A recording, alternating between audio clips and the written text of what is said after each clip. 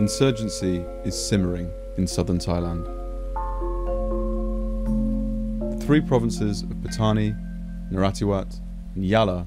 are a battleground in a power struggle between the ruling Thai government and ethnic Malay Muslims who are fighting for an independent Patani state, governed by Sharia law.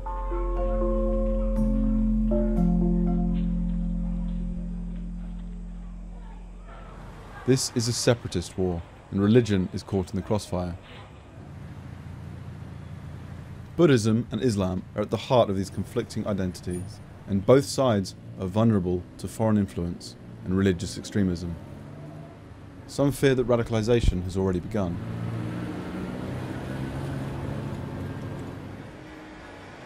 The southern region is controlled by the ruling Thai Buddhist elite seated in Bangkok.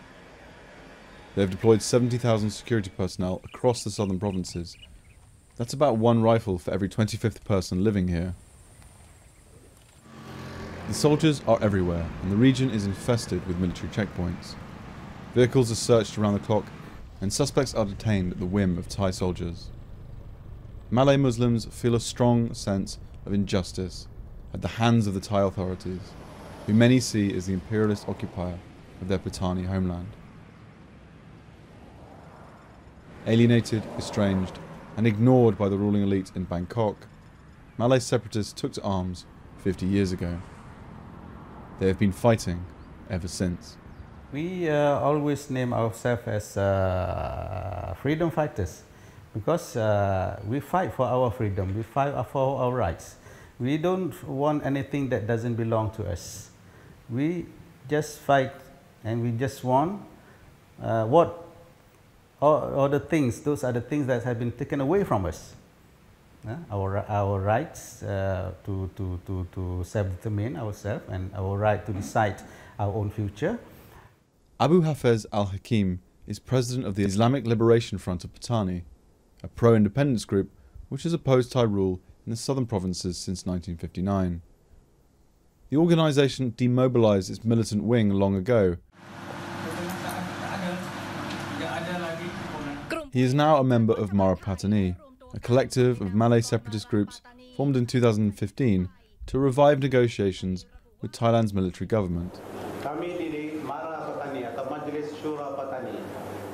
It marks a return to the spotlight for the old guard, who previously nurtured ties with separatist groups and Islamic militants across the Middle East and Southeast Asia. You know, when you are overseas, there are so many places in the Middle East you can go for military training, Libya, Syria, whatever, with the Palestinians.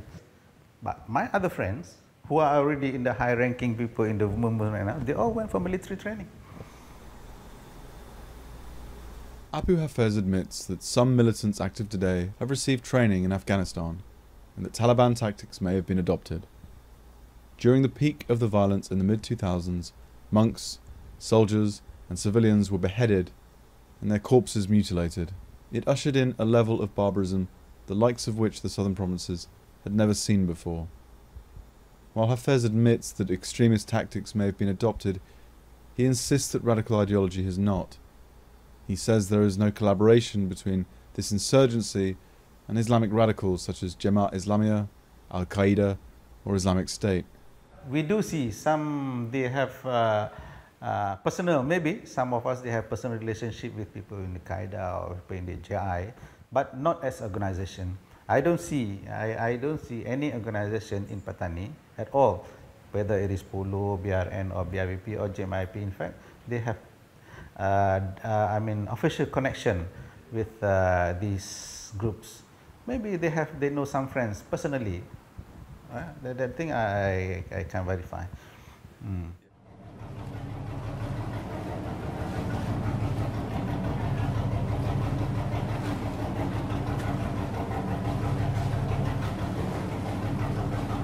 Signs of those personal affiliations are already starting to surface.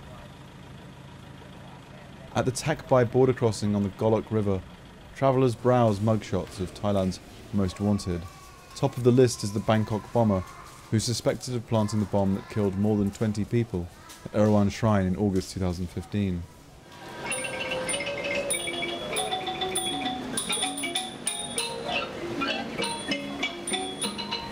Thai authorities believe he came from Rathiwat and was working alongside an international network of Uyghur terrorists out of China.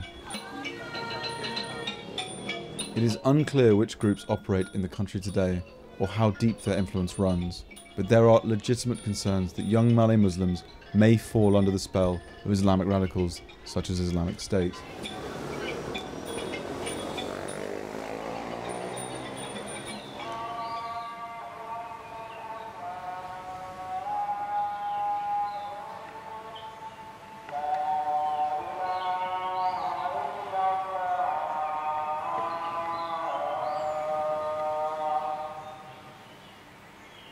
There are perceived similarities between Islamic State, which is fighting for a caliphate in the Middle East,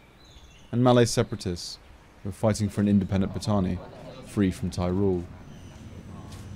While some individuals may be lured in by radical propaganda campaigns, most Malays do not embrace extremist ideology or methods.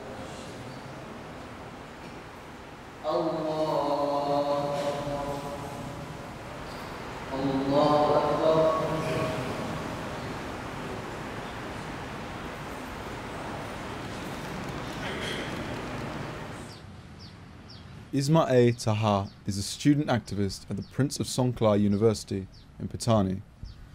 who has grown up in a world where roadside bombs, shootings, and even beheadings are a feature of daily life. He is a devout Muslim, but he sees fundamental differences between Islamic State and local Malay separatism. IS pakat cacing kata nak jadi nak buka buat dunia IS dah Islam State nak buat jadi negara Islam semua. Sini orang lawan ni juning kan nak deploy diri. Saya setuju dengan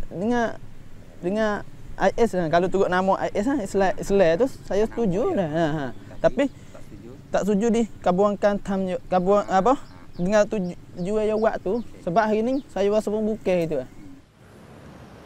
Resistance to radical Islam comes readily to the educated and politically engaged. But the rural poor may be more amenable. They have seen local Islamic schools closed and suffer routine harassment by Thai authorities. These disenfranchised communities have long filled the ranks of the insurgency and could become a target for Islamic State, whose influence and appeal is spreading throughout the Islamic world. Ari Mukhtar is a prominent member of the Patani United Liberation Organisation, an insurgent group which retains a small militant wing and has a seat at the table of the fledgling peace initiative. Ari fears the contagious influence of international terror networks. He is concerned that radical Islam could spread to southern Thailand, infecting local ideology and radicalizing young insurgents. The Islamic group now is very active. We are very afraid that is. I always say, even warn the government to be careful. When you threaten our people, when you do something, to be careful. Because it's now, you know that it's Islamic group, especially Al-Qaeda or the ISIS, that is just there everywhere. I want we Pulu, and I think as I know, there's our whole movement in Patani is not very clear. Our stand is very clear and not engaged with those groups. But you must understand, if the Thai side very aggressive, threat us or do something wrong, they will come without invitation.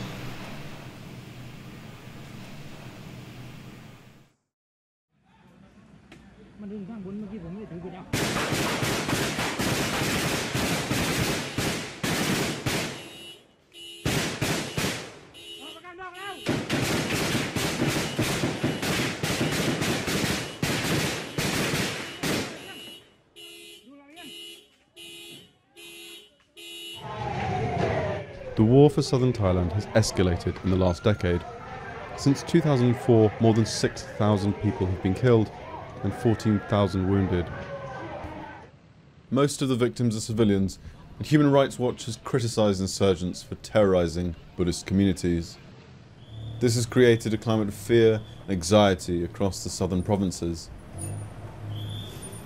Thai people are deeply patriotic and fiercely loyal to state institutions. Bound by nationalism and a strong sense of duty, many villagers are volunteering to defend the Thai nation against Malay separatists. The Thai army has recruited civilians to its counterinsurgency campaign. The village defence volunteers obediently patrol the villages and report any incidents or suspicious activities to local authorities. Chairat is a local administrator in Sugnai Padi, a district in Narathiwat close to the Malaysian border. He works closely with local defence volunteers to, in his own words, alleviate suffering, create happiness and ensure justice for the people. ผมมาอยู่สุไหงปาดี10 ปีเนี่ยนะครับก็จะเห็นภาพเหล่านี้นะครับในเรื่องของความกลมเกลียวที่พี่น้องที่อยู่ด้วยกันนะครับทางพี่น้องมุสลิมมีการจัดงานมีกิจกรรมไม่ว่าจะเป็นงานทางประเพณีงานแต่งงานงานทางศาสนานะครับเชิญท่านเจ้าคุณก็จะไปร่วมกิจกรรมนะครับนำพี่น้องไทยพุทธไปร่วมกิจกรรมนำเงินบริจาคไปให้เพราะฉะนั้นสิ่งเหล่านี้ถือว่าเป็นการสร้างความกลมเกลียวสร้างความสมานฉันท์ให้เกิดขึ้นกับคนในพื้นที่นะครับเลยทำให้พื้นที่ตำบลสุไหงปาดีเราเนี่ยตั้งแต่เกิดเหตุมาเนี่ยนะครับเราเป็นตำบลที่มีเหตุการณ์ความไม่สงบไม่เยอะนะครับแล้วก็ช่วงหลังๆนี้แทบจะบอกได้ว่าแทบจะไม่มีเหตุการณ์ความไม่สงบเกิดขึ้นเลย Chairat dutifully toes the party line, heralding the security campaign a great success and boasting of harmony between Thai Buddhists and Malay Muslims. But his words mask a more sinister reality of mistrust and intolerance. Rukchart is a civil society activist from Yala and founder of the Network of Buddhists for Peace. He works alongside communities to bring them into the peace process and has encountered extremism along the way. ความนึกคิดความรุนแรงของคนพุทธในพื้นที่นี่มันมีมากถึงขนาดไม่ยอมรับคนมุสลิมในพื้นที่มันมีเยอะถึงขนาดที่ทำไมต้องไปยอมมุสลิมด้วยทั้งที่ความจริงสิ่งเหล่านั้นมันเป็นอัตลักษณ์ของเขาอะไรของเขาอย่างนี้นะครับแต่เราก็ไปคิดว่าทำไมต้องไปยอมรับตรงนั้นด้วยทำไมไม่ทำให้มันชัดเจนไม่ปราบปรามให้มันจัดการให้เรียบร้อยไปเลยทีนี้ในภาพลักษณ์ของความรุนแรงเนี่ยตอนนี้เนี่ยที่ออกมาเด่นชัดมากที่สุดก็คือภาพลักษณ์ความรุนแรงของพระสงฆ์นะครับของพระสงฆ์ซึ่งพอพระสงฆ์ออกมานำในเรื่องของในภาพลักษณ์ของความรุนแรงเนี่ยคนพุทธซึ่งให้ความเคารพให้ความนับถือพระสงฆ์อยู่แล้วส่วนหนึ่งที่มีเชื้อไฟตรงนี้อยู่แล้วเนี่ยก็จะคอยตาม Bound by religious duties, Buddhist monks are not meant to engage in politics.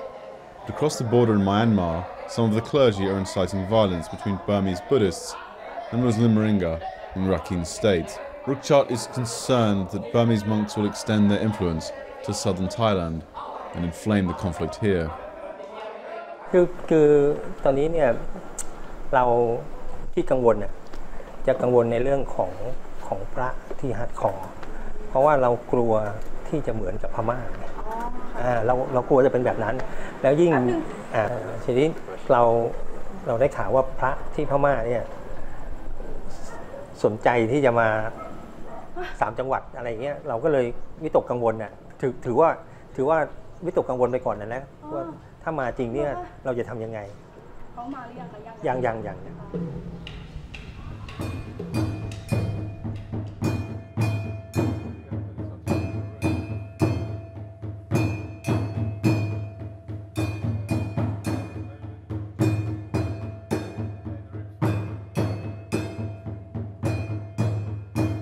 Provost is the temple leader in Sugnai Padi.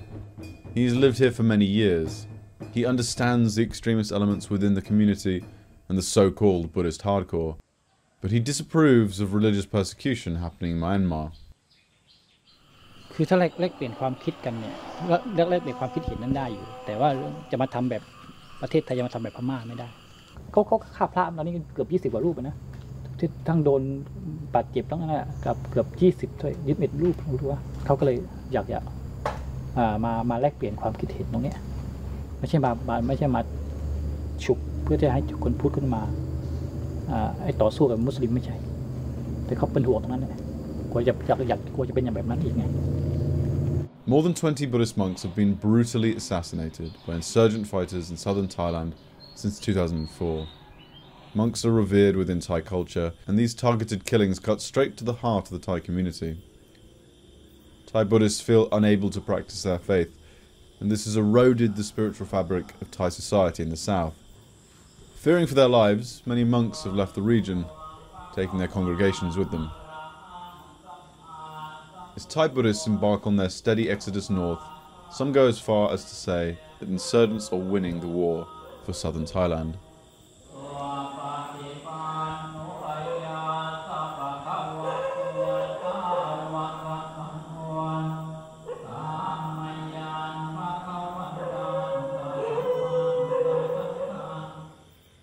ขบวนการเนี่ยเขาได้แล้วเขาได้โดยนะข้าราชการก็เป็นมุสลิมส่วนใหญ่ในพื้นที่ในด้านเศรษฐกิจเขาก็ขายที่ขายของกันไม่ตามฟุตบาทตามอะไรตลาดนัดอะไรชาวพุทธไม่สามารถลงไปแทรกเข้าไปขายได้เลยแทรกเข้าไปเขายิงทิ้งเห็นไหมมันก็ได้เขาโดยเขาทำอันนี้เขาทำอะไรก็ได้เนี่ยเข้ามาขึ้นหมากมาขึ้นมะพร้าวมาขึ้นเงาะผลไม้มาหาเศษเหล็กในพื้นที่คนพุทธนี่เขามาหาแบบสบายๆเลยไม่ต้องกลัวว่าจะมีอันตรายแต่ถ้าคนพุทธเข้าไปชุมชนที่เป็นมุสลิมอาจจะไม่เกิน3 วันหรืออาจจะไม่เกิน3 เที่ยวเรียบร้อยนั้นพื้นที่ไหนเขาครองแล้วเขาครองได้แต่โดยนิตินัยคือสามารถที่จะแบ่งเขตปกครองพิเศษได้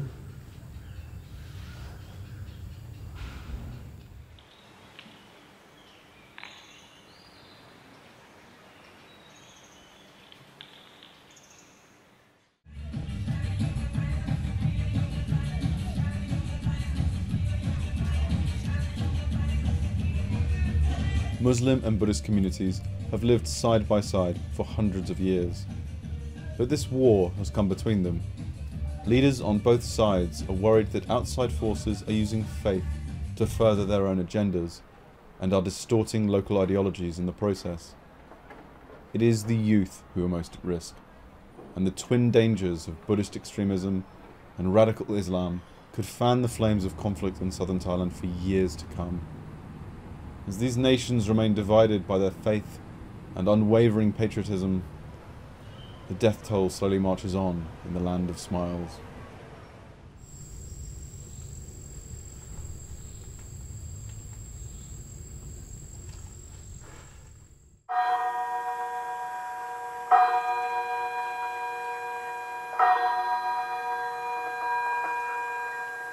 Vela